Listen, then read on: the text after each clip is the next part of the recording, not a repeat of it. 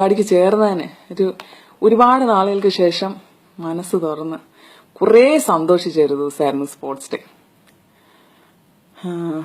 പിന്നെ ഞാൻ പറയാൻ വന്നത് എന്നാന്ന് ചോദിച്ചു കഴിഞ്ഞാൽ പാട്ടുകാരെ പറ്റിയാണ്.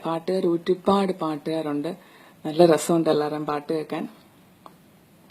പിന്നെ ഈ പാട്ട് പാടുന്നവർ കുറച്ചൊന്ന് ശ്രദ്ധിച്ചാൽ നിങ്ങൾക്ക് നിങ്ങളെ തന്നെ നന്നായിട്ട് ഇമ്പ്രൂവ് ചെയ്യാൻ പറ്റും. അതിനൊരു ടിപ്പ് പറയാനായിട്ടാണ് ഞാൻ വന്നത്.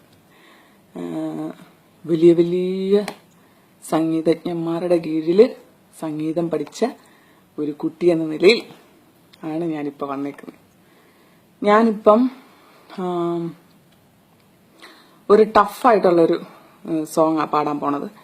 അത് നിങ്ങൾ ശ്രദ്ധിച്ചു കഴിഞ്ഞാൽ നിങ്ങൾക്ക് മനസ്സിലാവും. അപ്പം നിങ്ങൾക്ക് അത് കുറച്ച് കേട്ട് കഴിഞ്ഞാൽ പിന്നെ സാധാരണ ഈ സിനിമയിലൊക്കെ പാട്ടുകളുണ്ടല്ലോ, ചിത്ര ചേച്ചിയും പിന്നെ രേണുകയൊക്കെ അവരൊക്കെ പാടിയ പാട്ടുകൾ നമുക്ക് സുഖമായിട്ട് പാടാൻ പറ്റും. അതൊന്ന് ശ്രദ്ധിച്ച് കേട്ടാൽ കേട്ടോ. ശ്രുതിയും ടെമ്പോയും എല്ലാം തനിയെ ഓട്ടോമാറ്റിക്കായിട്ട് വരും. അപ്പം നമുക്ക് പാട്ടിലോട്ട് കിടക്കാം. ശ്രദ്ധിച്ച് കേട്ടോണം, പേടിക്കേണ്ട ആരും. വളരെ ഈസിയാണ്, ശ്രദ്ധിച്ചു കഴിഞ്ഞാൽ പെട്ടെന്ന് പഠിക്കാൻ പറ്റും.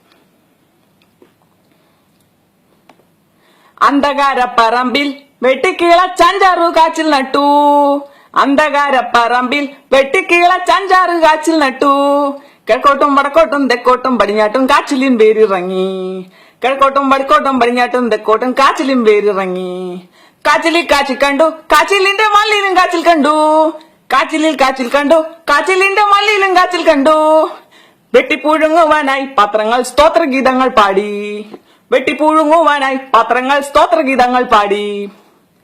എങ്ങനെയുണ്ട്? ഇത് ഇത്ര ടഫാണെന്ന് കരുതി ആരും പേടിക്കൊന്നും വേണ്ട.